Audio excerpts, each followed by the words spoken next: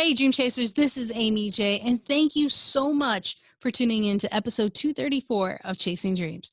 Guys, today's episode is going to be a fun one. It is someone who is truly a dream chaser and someone whose story I heard and had to get in front of you. Her name is Lori Orlinsky. She is a award-winning children's book author. She focuses on bully prevention and honesty, and her story is phenomenal. It's not just her story, her daughter's story. You're going to hear both in this episode. You know what? I'm just going to let you listen to the episode. Here it is. Hi, everyone. My name is Lori Orlinsky, and I'm a best-selling children's book author, and you are listening to Chasing Dreams with Amy J. Hey, Lori, welcome to the show. Hi, Amy. Thanks so much for having me. So, Lori, I'd like to ask my guests, my new friends, one thing in particular, and that is, what did young Lori want to be? Did young Lori have a dream? Young Lori's real dream was to be Kelly Kapowski on Saved by the Bell. All right. That might be dated for some folks, but I know exactly what you mean. But young Lori's dream was really to write a children's book. When I was a little girl, I remember stapling and taping construction paper and putting drawings on it. I never excelled in the art field, but I was always pretty good at writing the children's books. And so something that's been on my bucket list for many, many years. Well, how long did it take you to make that dream come true? 35 years. Good for you. So I got to ask though, because, you know, dreams are always there. Why did it take you so long to pull the trigger, so to speak? Or were you always on that journey? Well, I always prepared myself for the journey. I went to journalism school. I've been writing for different papers, since I graduated from college. But I never had a subject that inspired me and where I said I'd want to write about something. And one day when my daughter Haley was about 3, she came home from preschool crying, and she told me that they hung a growth chart in her classroom. And all of her friends' names were at the top in the middle of the growth chart, and there was her name all the way at the bottom. Oh. And of course I can relate to that. You can't see me standing up, but I'm only 5'1" on like a good day, with heels and, volumized hair. But Haley was really upset about it, because not only did it single her out as the shortest, but as a child, we're conditioned to think that things on the top are best and things on the bottom are worst. And so Haley believed that she was the worst kid in her class. And her friends and teachers started calling her names like Shorty and Peanut. And she didn't really know how to deal with it. And so, like any good mom, I just picked up my iPhone and I searched on Amazon books for short kids. And I could not believe it. Not one thing came up. And so that was my aha moment. And that is why I wrote Being Small Isn't So Bad After All. That is amazing. So you had you may have wanted to write a children's book, but it sounds like you weren't really ever going to do it. Is that fair to say? Or do you think? Yeah, it is fair. I mean, I would constantly try and put my mind and put my head inside of a child's mind and come up with silly stories to tell my kids. But I never felt passionate about something and I think it's also that there was a need for it. I identified that there was this topic that was impacting my family. It's got to be impacting other families. And when I looked, I saw books about kids who were superheroes precisely because they were tall. I mean, it was unbelievable. You think about Incredibles, and she stretches really high, and she's not, she doesn't have her superheroes because she's short. I mean, there are no books about short kids. And so I felt like I had a duty as a mom to do something to stand up for my daughter. And in penning this book, I realized that it wasn't just a book for short kids and parents of short kids. It's a bullying prevention book, because you can take the word short out. You could sub it with skin color. You can sub it with sexuality. You can sub it with large features, gender. I mean, and red hair, anything that makes a child maybe feel different, it helps the child look at their differences as a positive. Yeah, it's sad because you're right. You're absolutely right in that, the teasing is a form of bullying in a way, depending on how aggressive or the intent behind it and whatnot. But you're right. It's not just height. It's anybody could come up with anything to bully. I mean, nowadays people are bullying not just politics, but on your Right. favorite TV shows or, characters and stuff like that. And it's a shame. Can I ask, what has been the reception to your book? It is immediately very well received, and I didn't realize when I was writing it that it would resonate with more people. Mm, And so the most surprising thing that I found is that it resonated really well with other kids that didn't have issues with their height, because it put their words into perspective. And so they saw that when they did something like leaned on their short friend as like kind of a silly joke, that the friend might not like it, and that they need to ask first before they do things, and that our intentions may be good, but maybe the way we carry them out yeah. aren't. And so then it would lead to a discussion with kids that would tell me, well, I'm tall and I have a problem because people think that I'm old, that that I should be smarter because I look older. And parents would say their kids also, the thinking that they're more athletic because they're bigger. And so it led to so many amazing conversations. And it's amazing how people have been able to just like use our scenario, which is short, and sub it out for whatever works for them. And so people were doing that on their own. People are doing it on their own. I Yeah. do, prior to the pandemic, I did a lot of school visits and library and store visits, and I open a discussion with people and I say, what makes you different? And I keep it very light. I raise my hand and I said, I'm left-handed. What's something that makes you different? Somebody might say, I have freckles. And it's Yeah. one unbelievable moment in my life was I had the honor of reading my books and donating books to children at Lurie Children's Hospital in Chicago. And it was, the Children's Activity Center. So these are patients that have been in there for a while. And some kids actually weren't able to leave their room, so they got to call in and watch me on closed circuit TV. But when I said, what makes you different? And again, I kept it very light. One girl said, well, I relate to this book because I'm different. I had a heart transplant and I have someone else's heart in my chest. And Wow. to me, it was like, there I am. I wrote this book for my daughter who felt she was short, and to see it resonating with a girl who had a heart transplant, and then another girl said, I have cystic fibrosis. And, it led to a natural conversation about people's differences and things that make them special.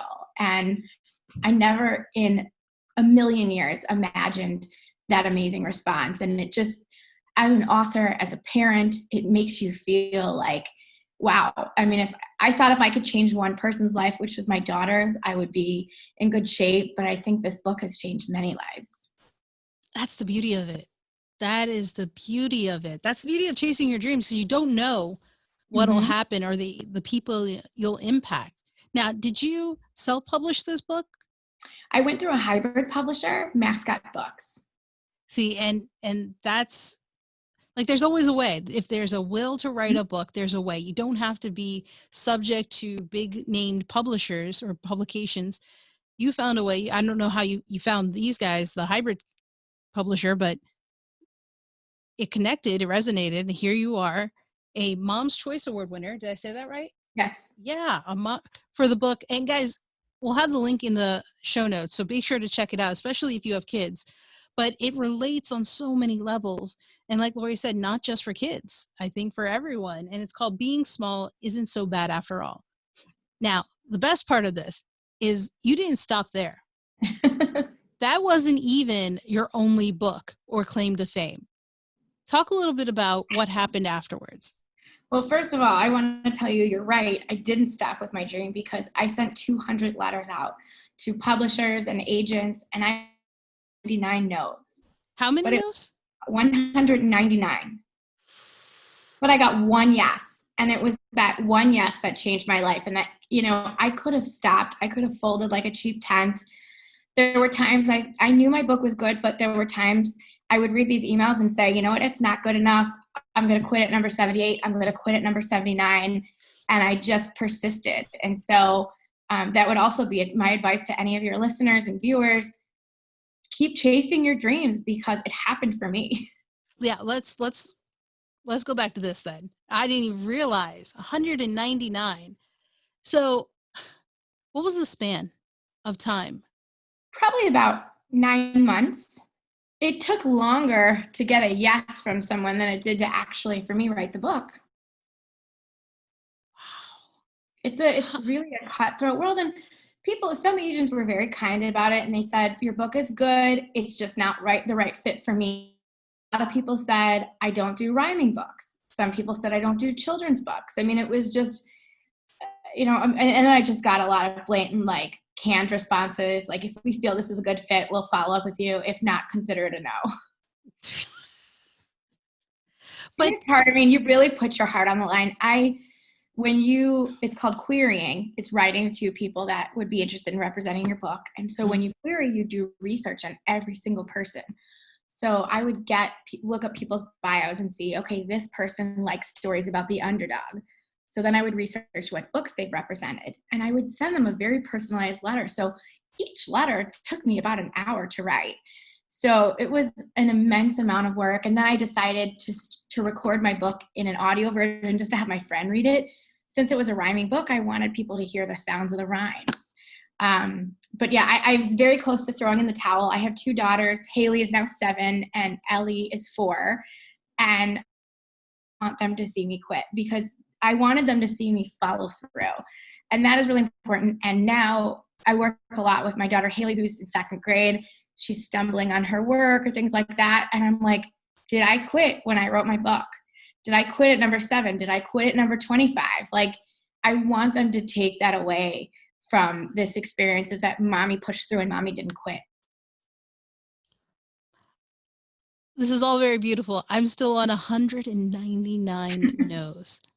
The resiliency you showed, right? The impact you have because you were so determined to get this story out for yourself, for your daughter, for others. I mean, you didn't even know how much it would impact, but here it is. And it's a testament to your resolve there, Lori. Oh, I mean, thank you. kudos to you for doing it, for fighting, and just, it's amazing. Thank you so much. It was, the fun was in the journey too, because if I had to do it all over again, I would do it because it's been such a rewarding experience. And as you mentioned, I think that not only writing this book gave me, it gave me a means to express myself, but it also gave me the confidence to say I can do it again and then again. So my second book came out in 2020, and it's called The Tooth Fairy's Tummy Ache. And I like to write in rhyme because I have young kids, and I think when I'm reading out loud to them, they anticipate the words that are going to come next, whether it's at, bat, it.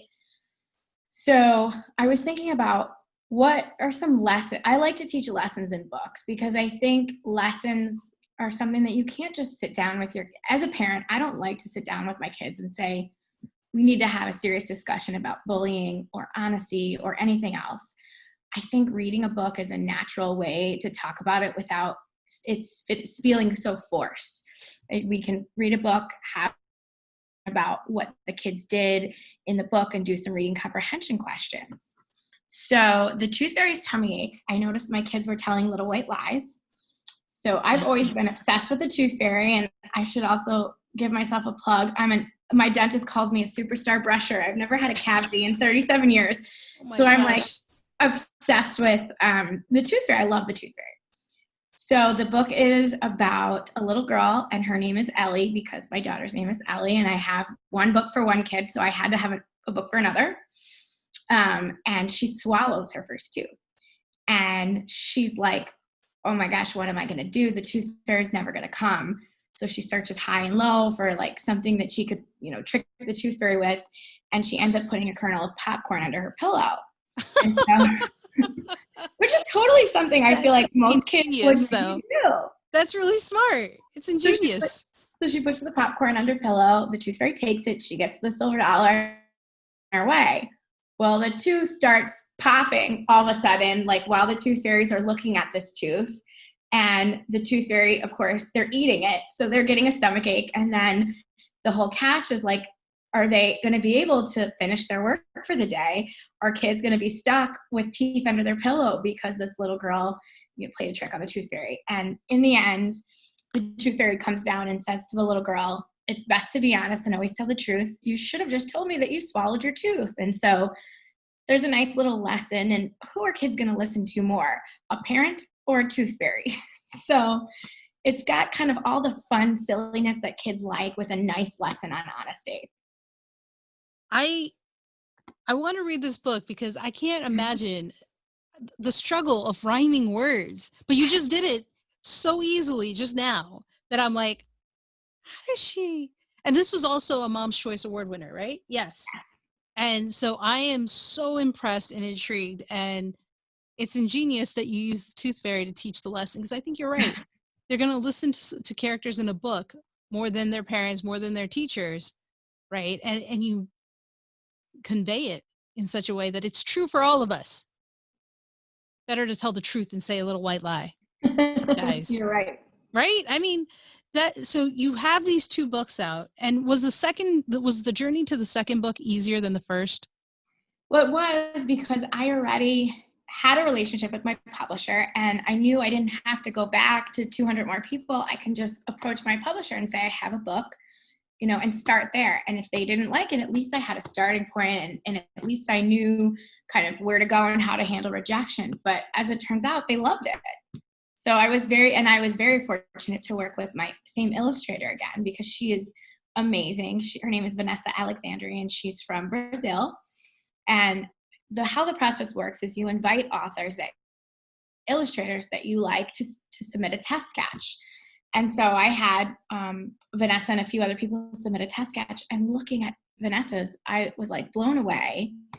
And so it worked out really well. And we're in the process of putting together my 3rd book, and I'm working with Vanessa again. That's awesome. Can we get a sneak peek in the name? Is that fair? Is that Absolutely. safe? I can give you a whole synopsis. Shoot, tell me. The book will be out in May 2021. It's National Pet Month. And so it's called Balloons for Tiger. And it's another lesson-based book, but it's a little bit different. This is another very personal one to me. About 2.5 years ago, we had to say goodbye to our cat, our 18-year-old cat named Tiger.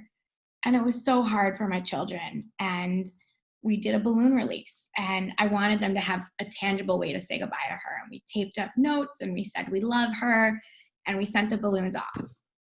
And then every day my kids would ask me where the balloons were. Airplanes saw it. Do you think the tooth fairy saw it? And so we're not a very religious or spiritual family. And so all the books about pet loss for me, when I looked, seemed to all have religious undertones. And so I said, let me write a book about the journey of the balloons on their way to see Tiger. So the book it's a very imaginative look about these balloons, and they're traveling. They pass by storks. They go to Rome. They see astronauts, and ultimately the balloons make it to Tiger, and she sends down a rainbow to the kids to show them. It like chokes me up every time, because it's very, very personal to us, and it's really so hopefully it'll help kids deal with pet loss, because it was very hard.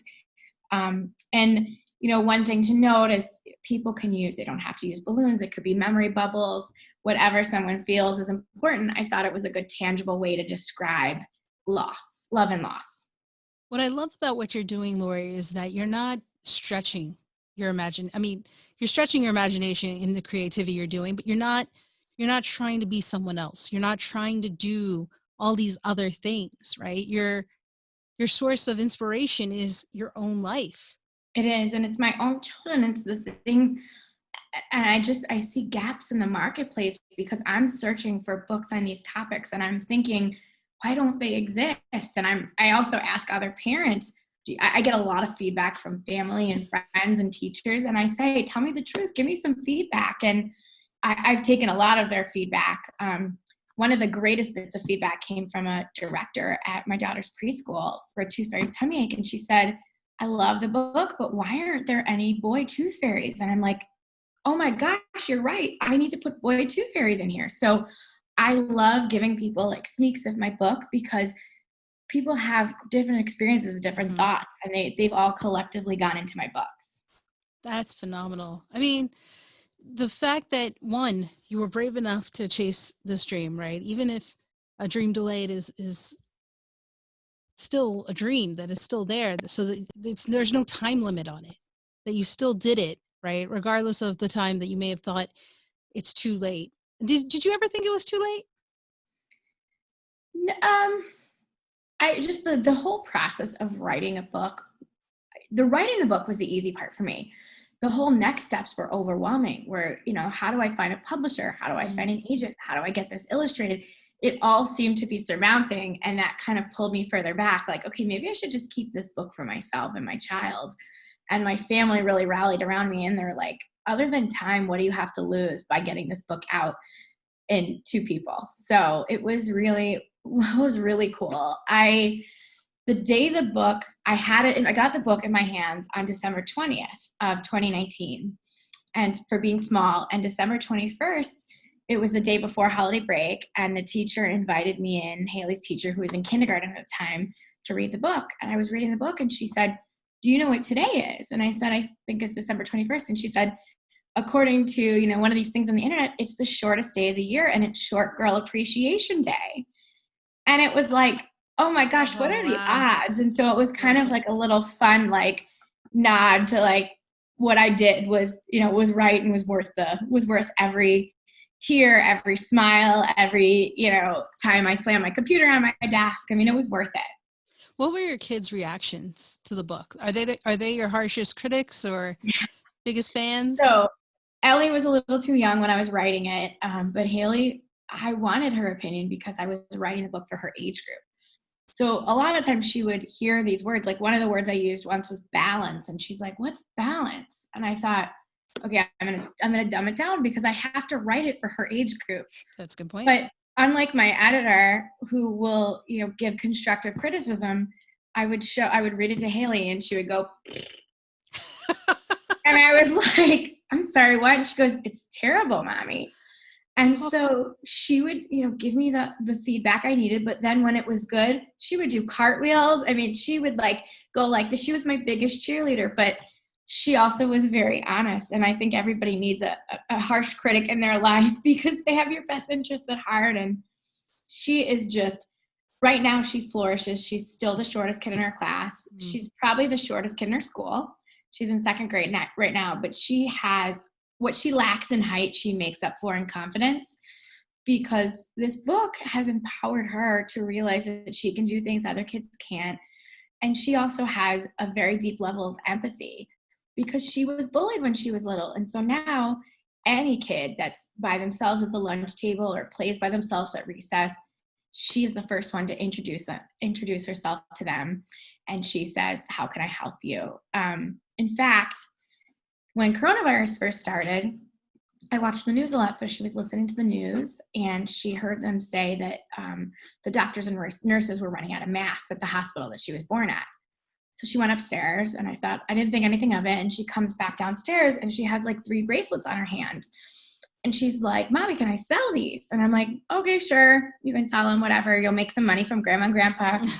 Like, I want to sell them for $3 a bracelet. I'm like, okay. And she said, my goal is 200. And I said, 200 okay, bracelets? $200. Okay. So I said, okay, it's going to be really tough, and I'm just going to let you know, but it's what you're doing is really nice if all the money is going to go to the hospital. All right. You've got to take a deep breath, Amy. I'm going to tell you how much she raised for the hospital. All right. $19,100. I'm sorry. I think you said $19,100. $19,100 for Lurie Children's Hospital in Chicago. They have been able to purchase ventilators and masks and PPE.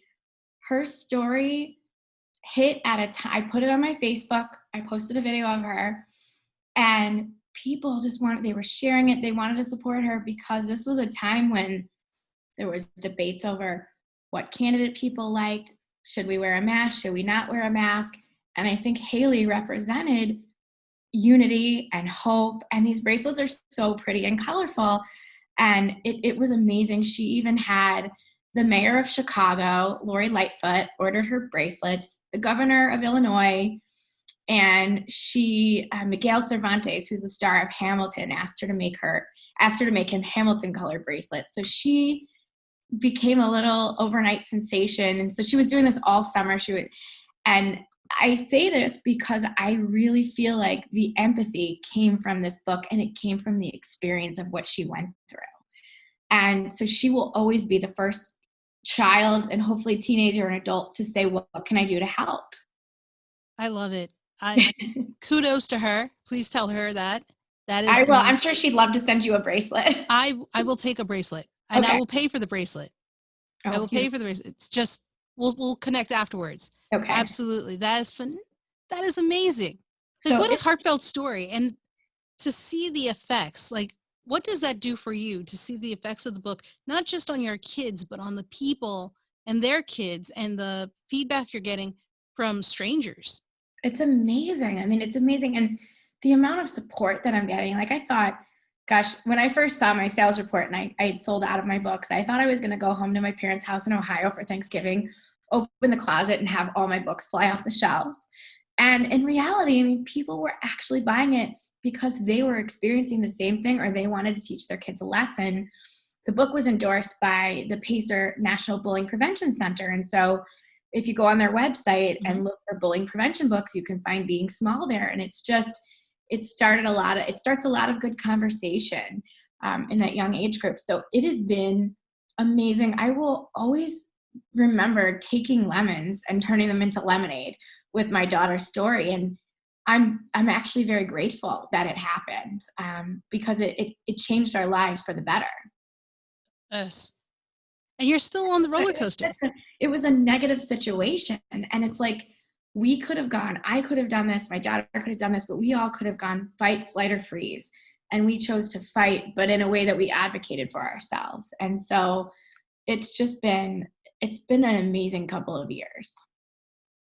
So after having done this, and you're still on the ride, right? That's the beauty of it. You're still on this ride. Did we get the name of the third book? Balloons for Tiger. Right. Balloons for Tiger. The fact that this book is still happening, that you're still doing this, that you're not stopping, right? I'm just, it's so inspirational. Like, you are the epitome of a dream chaser, even though you didn't know you were chasing a dream. Like, true story. I didn't know it, but then, I talked to my parents, and they've brought out some of these construction paper books that I've made. And I joke and say I wanted to be Kelly Kapowski, but I always wanted to write a book, and it's amazing to actually have done it. And it's been very well received, both by, award submissions and by reviewers and by customers. And so it's given me confidence. And I still have a full-time job, but I'm hoping that one day my job will just be solely to write books. And the thing is that as long as you've had this dream, it sounds like you've been planting seeds for it that have been growing, and it just, the right time came and you were ready to write that book. Like, that's, like, would you say that's fair, that you've never really gave up on it? It just didn't seem right to do? Absolutely. And I think even now people ask me, are you going to write more books? And the answer is, when the inspiration strikes. I don't want to just think about something really hard. I think the best books come out of the times that we live and the things that we experience. And so if the inspiration strikes, sure, I'm going to write another one. But right now I'm really content working on this, the first, second, and third still, because the shelf life of a book is 3 to 6 months. And I'm so fortunate that my book came out almost 2 years ago and people are still buying it. I'm still reprinting it. And even during the time of the pandemic, I still have been able to connect with teachers and students and work around not going on book tours and not going to stores. And I've still been able to make the book relevant because it is relevant.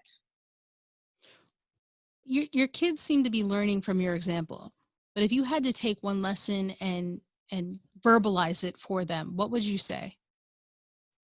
I would say not to let the negative moments define your life, to turn them into positive moments. And so instead of dwelling on what isn't, flip it around and say what could be. That's not easy. And believe me, it came with a lot of tears every time I got a rejection letter. Eventually, you start to get desensitized, but it's, you know, you submit something with your heart and soul, and you really spend time and put it out there.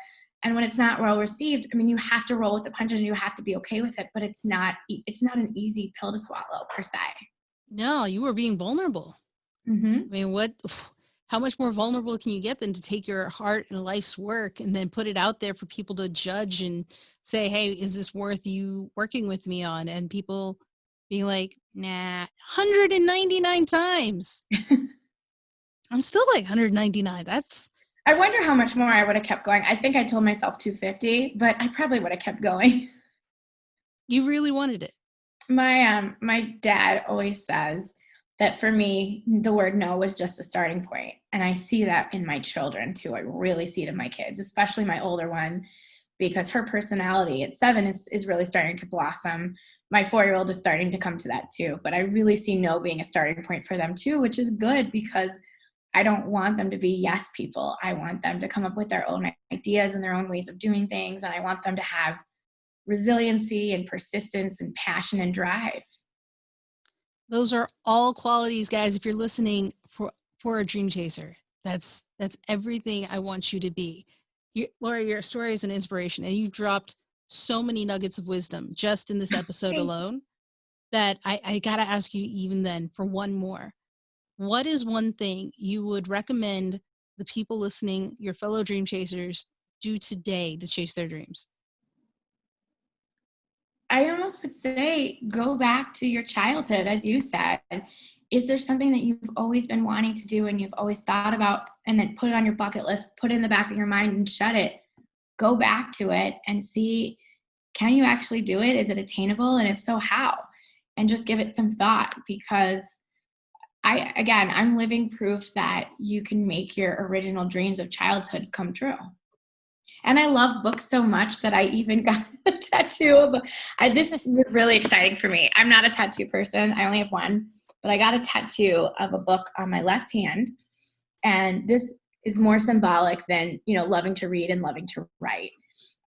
It's on my left hand, which is my writing hand. And seeing this tattoo reminds me that I wrote 3 books. It reminds me that I can do it, that no matter how many times I want to quit, I look at this and I realize that I did it and I can do it again.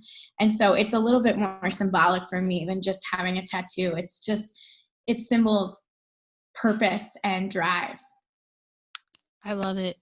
I love it. Guys. My parents don't love it. I'm still 37 years old. My parents are mad at me for getting a tattoo, but it is symbolic and it means a lot to me. That's all right. It's for you, right? That's what's important. And Lori, I love it. I love the story. Your kids are going to do amazing things. It sounds like they have your spirit in them. And that's going to be exciting to see as they grow. We're going to connect afterwards and we're going to get a bracelet. I want a book too. So we're going to figure this out. But for all those listeners, how can they connect with you? My website is Lori Orlinsky Author. So it's Lori, Lori, Orlinsky, ORLIN, like Nancy, SKY, author.com. You can also find me on Amazon. Orlinsky's a little bit of a mouthful. But don't worry, guys. All the links will be in the show notes page. You will find it there. I'll talk about that in a minute. Lori, thank you once again for joining us, sharing your story, and being such an inspiration with your efforts, with your books, and just inspiring generations. Thank you so much. It was such a pleasure to be on the show, and thanks for providing this outlet for people, especially during such a tough time, to hear about people that are pursuing dreams and giving people something to smile about. And there you have it, guys. That was Lori Orlinsky. What'd I tell you? Crazy, right? Not just Lori's story, but Haley's story. And the thing I want you guys to understand is Lori is a wife, a mother, a full-time employee, and she still found time. She found a way to write a children's book, write 200 letters, get rejected 199 times until she got that acceptance. And she never expected what would happen. She never saw the results of what would happen in her wildest dreams. I asked her, she didn't see it coming. And she's overjoyed with the reception of it. And that's what happens That's what happens when you chase your dreams, when you focus on what you want to do and not what others tell you to do. So I hope you guys are inspired by Lori's story. She loves the fact that you guys are chasing your dreams, and she wants to give you guys a discount. So if you go to Lori's website, again, on the show notes page, and we'll have this note on the show notes, so in case you forget it, you'll get it there. But if you use the coupon code Chasing Dreams, you will get 20% off on her website for her books, her 2 books, through the end of 2020. So if you're listening to this, you're looking for some books, I'm going to get some for Naomi, my niece, also. And I'm going to use this coupon code. It's Chasing Dreams. On Lori's website, you will get 20% off on both of her books, and that's valid through 2020. So I don't know what you're waiting for. They make a great gift, especially the holidays coming around. You want to do that. All right. So until next time, Dream Chasers, go check out the show notes. I almost forgot that. Go check out the show notes over at amyj21.com/episode 234. That's episode 234. All right. Till next time, guys, remember, don't stop. Keep chasing.